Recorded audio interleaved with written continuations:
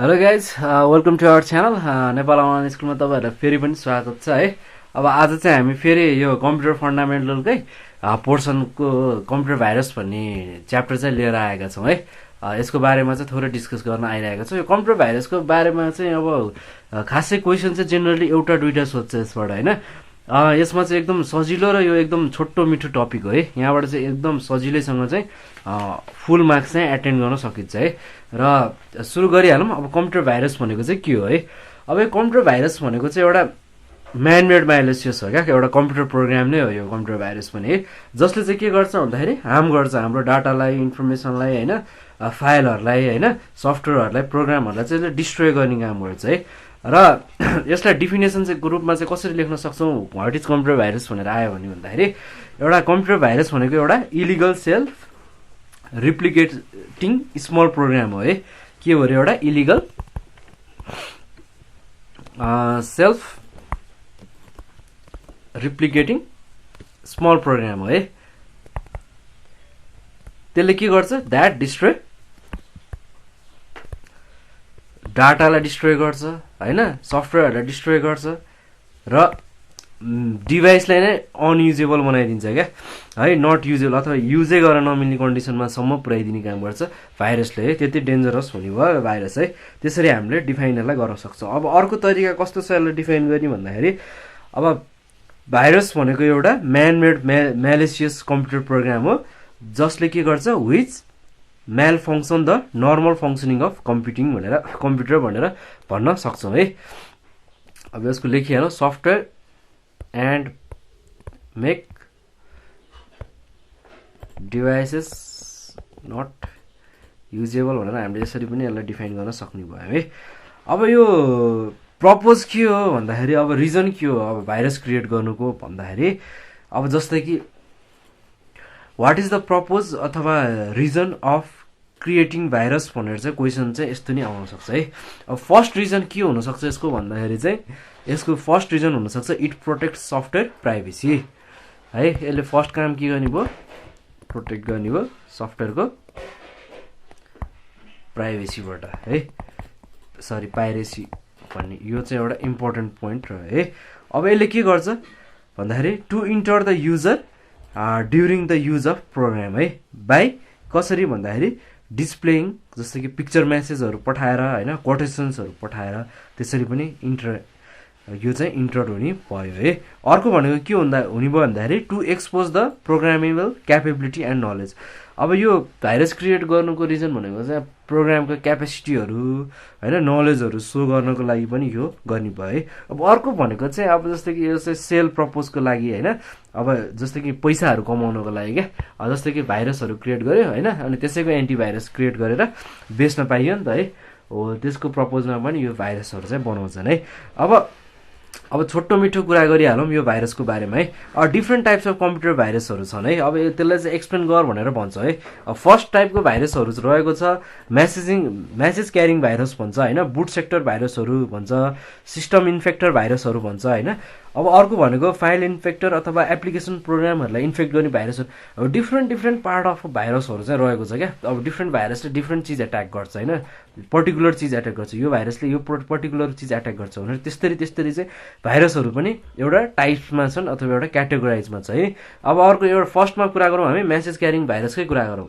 Message carrying virus भनेको कस्तो भने, यसले चाहिँ के गर्छ भन्दाखेरि, यसले चाहिँ this type of virus does not infect the program and files, but यसले केमा एफेक्ट गर्छ भन्दाखेरि, it enters the user producing unnecessary म्यासेजहरू अननेसेसरी प्रड्युस गर्ने, क्वाटेसनहरू, पिक्चरहरू स्क्रिनमा आइरहने होइन, कम्प्युटरलाई डिस्टर्ब गरिरहने, अपरेसनहरूलाई अलिकति डिस्टर्ब गर्ने, हल्का ह्याङ बनाउन खोज्ने हो, त्यस्तो खालको काम गर्छ यसले म्यासेज क्यारिङ भाइरसले चाहिँ है। यसले चाहिँ खासै फाइलहरूलाई लस गर्ने होइन, त्यस्तो काम गर्दैन है। यसले के गर्ने भयो, अननेसेसरी म्यासेजहरू, क्वाटेसनहरू, पिक्चरहरू चाहिँ स्क्रिनमा आएर डिस्टर्ब ल्याउने काम गर्छ हो। यस्तो खालकोलाई चाहिँ हामी म्यासेज क्यारिङ भाइरस भनेर भन्छौँ है। अर्को भनेको बुट सेक्टर भाइरस छ है।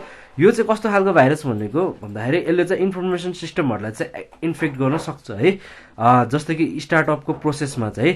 अब यो चाहिँ के को लागि क्रिएट गरिएको भन्दाखेरि, जस्तै कि हार्ड डिस्क र फ्लपी डिस्कहरुमा चाहिँ के हुन्छ भने इन्फेक्सन ल्याउन सकियोस् भनेर है ब्याड सेक्टरहरु क्रिएट गर्न सकियोस् भन्ने हिसाबले चाहिँ यो क्रिएट गरिएको है। अब यसलाई लेख्दाखेरि हामी this types of virus infects the information system during the start of process है, सुरुको प्रोसेसमा है यो बुट सेक्टर भाइरसमा चाहिँ हामीले त्यसरी लेख्न सक्छौं है। अनि यो के हो भन्दाखेरि it tends to create a bad sector of the hard disk अथवा फ्लपी डिस्क भनेर पनि हामीले यसलाई लेख्न सक्ने भयो है।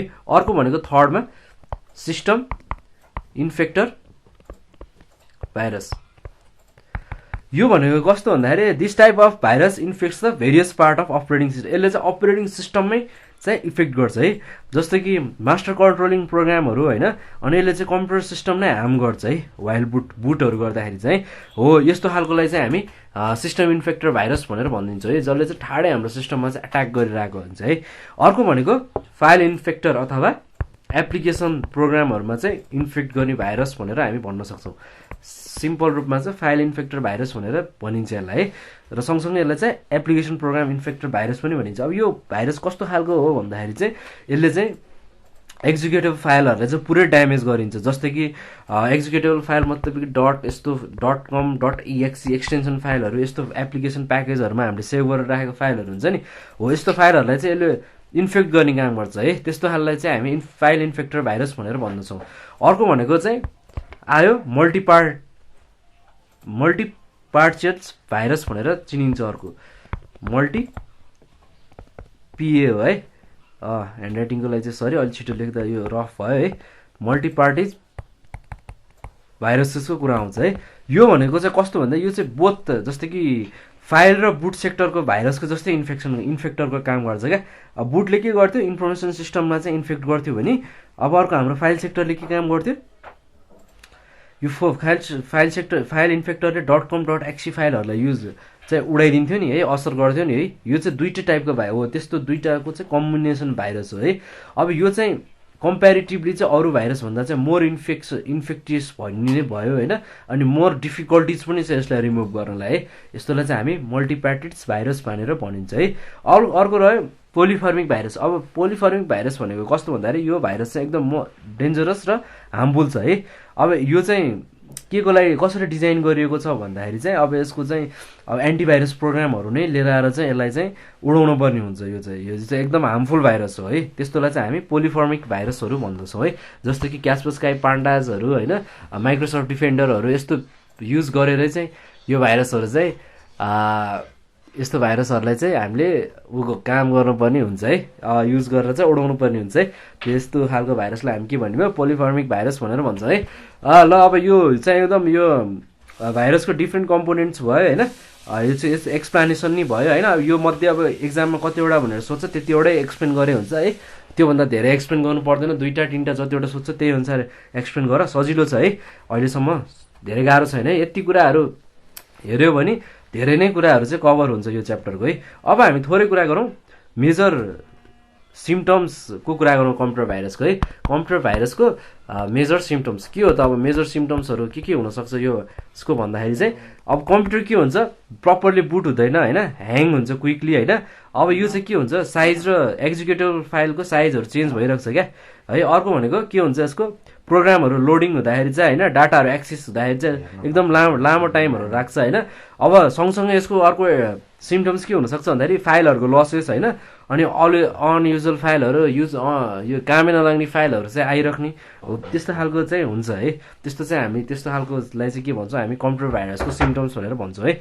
अब कम्प्युटर भाइरसले के गर्ने भयो भन्दाखेरि अर्को भनेको कम्प्युटर भाइरस चाहिँ ट्रान्सफर पनि हुन्छ क्या, कम्प्युटर टु कम्प्युटर है।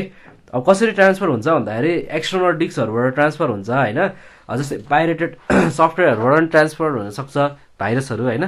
त्यसैगरी इन्टरनेट इमेलहरुबाट पनि, अब नेटवर्क्सहरुबाट पनि इजिली ट्रान्सफर हुन सक्छ है।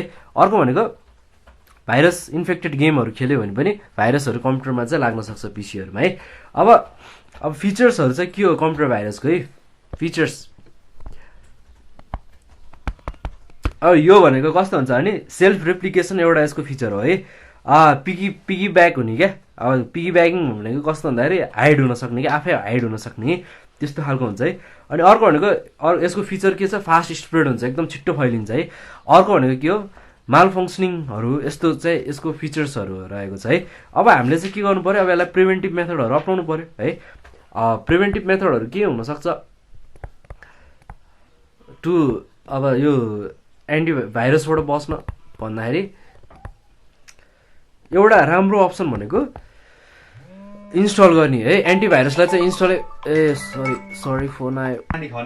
प्रिभेन्टिङ मेथड के हो भन्दाखेरि अब हामीले चाहिँ इन्स्टल गर्नु पर्यो क्या, इन्स्टल गर्नु पर्यो, अपग्रेड गर्नु पर्यो होइन, इन्स्टल गर्नु पर्यो। एन्टिभाइरसलाई चाहिँ रेगुलरली स्क्यान गरिराख्नु पर्यो क्या है। त्यसले के गर्छ, सिस्टमहरूलाई स्क्यान गर्छ, भाइरस फ्री बनाइराख्छ क्या है। अर्को के हुन्छ भन्दाखेरि हाम्रो कम्प्युटरलाई के गर्नु पर्यो भने लक गरेर राख्नु पर्यो, स्ट्रङ पासवर्ड राखेर है। सँगसँगै के गर्नु पर्यो, हामीले ब्याकअप गराउनु पर्यो डाटाहरू है। अघि नै हामीले अघिल्लो भिडियोहरूमा कुरा गरिसकेका छ है, डाटा ब्याकअपहरूको हो त्यस्तो कुराहरू गर्नु पर्यो। अब अननेसेसरी पिपुलहरूलाई चाहिँ पर्मिसन दिनु भएन कम्प्युटर चलाउनको लागि है, अननेसेसरीमा युज गर्नु भएन त्यसको लागि है। अब त्यसै गरी न्यू सफ्टवेयरहरू चाहिँ चेक गरिराख्नु पर्यो, इन्स्टल गरिराख्नु पर्यो होइन। अनि न्यू सफ्टवेयरहरू चाहिँ जस्तो कि भाइरस फ्री छ कि छैन भनेर चेक गर्नु पर्यो है। स्क्यान गरेर मात्रै त्यसलाई चाहिँ इन्स्टल गर्नु पर्यो नयाँ सफ्टवेयरहरूलाई है। त्यसरी चाहिँ हामी भाइरसबाट बच्न सक्छौँ है। अब अर्को भनेको जेन्युन सफ्टवेयरहरू मात्रै युज गर्ने है, जस्तो कि पाइरेटेड सफ्टवेयरहरू युज नगरौँ, इन्टरनेटबाट इजिली पाइन्छ भन्दै है। हो त्यस्तोले पनि के गर्छ, प्रब्लमहरू इस्युहरू ल्याउन सक्छ है। अब एन्टिभाइरस सफ्टवेयर भनेको के हो, अब हामीले एन्टिभाइरस हाल्ने भन्यो है। एन्टिभाइरस सफ्टवेयर अथवा कमन एन्टिभाइरस सफ्टवेयरहरू के हो भन्दाखेरि सुरुमा कुरा गरौँ एन्टिभाइरस सफ्टवेयर के हो। एन्टिभाइरस सफ्टवेयर भनेको एउटा यस्तो स्पेसल प्रोग्राम भएको सफ्टवेयर हो होइन, जसले के गर्छ भन्दाखेरि लोकेट गर्छ, डिटेक्ट गर्छ र इलिमिनेट गर्छ क्या भाइरसहरूलाई कम्प्युटर सिस्टमबाट। जस्तै कि नाम भन्नुपर्दा एन्टिभाइरस गार्ड है, CTEVT है, पान्डाहरू है। अब जस्तै कि MCS भन्नेहरू हुन्छ है, नोर्टनहरू हुन्छ। यो नोर्टन चाहिँ एकदमै स्ट्रङ एन्टिभाइरस सफ्टवेयरहरू हो है, जस्तो कि नोर्टन एन्टिभाइरसहरू हो है। यिनीहरूले चाहिँ के गर्ने भयो, हाम्रो कम्प्युटरलाई चाहिँ प्रोटेक्ट गर्ने भयो, गार्डको रूपमा चाहिँ हामीलाई चाहिँ सेक्युरिटी प्रोभाइड गर्छ क्या है। यिनीहरू नै हो है कम्प्युटर भाइरसबाट सोध्ने क्वेसनहरू है। यति कुराहरू तपाईँहरूले राम्रोसँग मैले भनेको कुराहरू हेरेर यो भिडियो मात्रै राम्रोसँग सुनेर जानुभयो भने कम्प्युटर भाइरसको सबै क्वेसनहरू पढ्छ है यसभित्र है। यहाँबाट नयाँ कुराहरू चाहिँ केही पनि सोध्दैन है। र तपाईँहरूलाई चाहिँ कुनै पनि अब अरू कुनै टपिकमा यस्तै अब यो भाइरसको रिलेटेड कुनै पर्टिकुलर टपिकमा डाउट छ भने चाहिँ प्लिज तल दिएको नम्बरमा कल गर्नुहोस् है। तपाईँहरूलाई चाहिँ म त्यही अनुसारको भिडियोहरू है, इन्फर्मेसनहरू प्रोभाइड गर्नेछु। र यो च्याप्टरको नोट्सहरू चाहिन्छ भने प्लिज तल दिएको नम्बरमा कल गर्नुहोस् है, म तपाईँहरूलाई नोट पनि प्रोभाइड गरिदिन्छु है त। ल अहिलेको लागि हुन्छ bye, see you guys in next video है त।